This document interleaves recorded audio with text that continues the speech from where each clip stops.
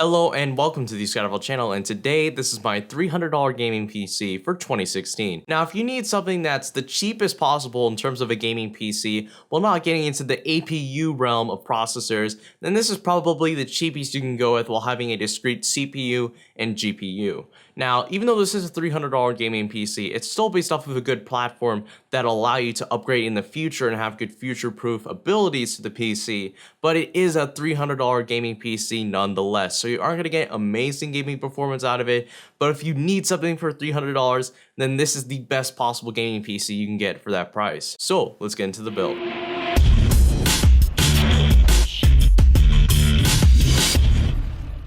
If you want the absolute cheapest PC games on the internet with the largest discounts that even exceed those of Steam Summer Sale games, then make sure to check out g2a.com, and a link for that will be in the description down below. Now for the processor, we're going with the Intel Celeron G3900. This is a dual-core Celeron processor based off of the Skylake architecture and off of the LGA 1151 socket that runs at only 2.8 gigahertz. Now this is a very basic processor for $50, but there are some reasons why I chose it. Number one, it can support DDR4 RAM, which is good if you are going to upgrade this PC in the future, and this is also based off of the LGA 1151 socket, so you can upgrade to an i5, i3, or i7 later on in the future, since those processors are on the same socket as this Celeron processor. Now for the actual processor itself, it isn't amazing for gaming, but at the very least, it will do casual 1080p gaming at a pretty decent frame rate, and if I were to choose a processor for under $50,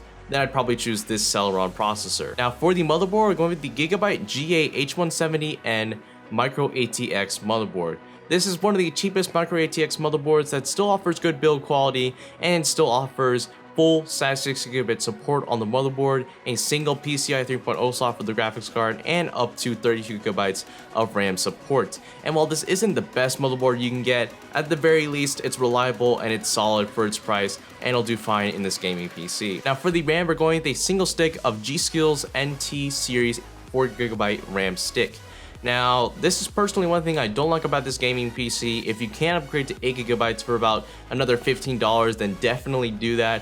But for right now, I can only afford a 4GB stick for this gaming PC.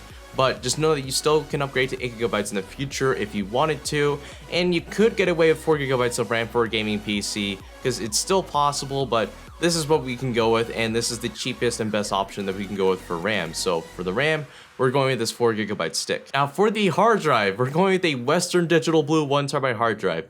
Yes, we're still going to be able to fit in there this amazing 1TB hard drive. It still has amazing reliability, great storage, and pretty awesome speeds for its price. And even though this is a $300 gaming PC, I still wanted it to have a very solid base with its hard drive that'll store your operating system, your games, videos, images, and anything like that. So for the hard drive, we're definitely going with this Western Digital Blue. Now for the graphics card, we're going with the XFS Ghost Edition R7 250X. Now, this isn't one of the best graphics cards out there. It's one of the cheapest, brand new, but this is an alright graphics card for 1080p gaming, especially if you're just going to be playing basic games, since this is a $300 gaming PC. But what I personally recommend is looking on eBay.com and looking for a used graphics card like an R7 270 or GTX 660 for about the same price. That'll get you much more performance. Only thing is that it's used. If you need a new graphics card for a cheap price, then get the R7 250X. Now for the case, I'm going with the Rosewill FM02 Micro ATX Tower.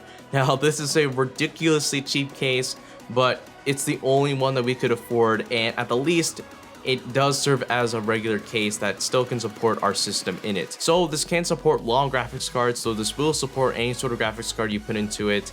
It does have the Micro ATX casing in it, so it will support the motherboard that we have. But the one thing I don't like about this is that there isn't any sort of power supply cable routing. So all your cables are pretty much going to be sticking out of the power supply into the case that are going to be feeding into all of the power ports on the motherboard, your graphics card, your hard drive, and anything like that.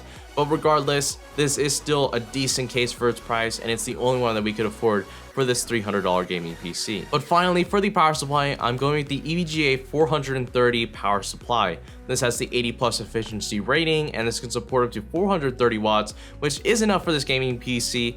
But even though it is at the regular 80 plus efficiency rating, it still has a great build quality to it, great power savings to it. Even though I wanted this to be a $300 gaming PC, I still wanted it to have in there a good solid power supply. So that's why I went with this power supply for this gaming PC. Anyways, thank you guys so much for watching the video. Make sure to like, favorite, subscribe, and all that. And this is the ScatterVolt channel signing out.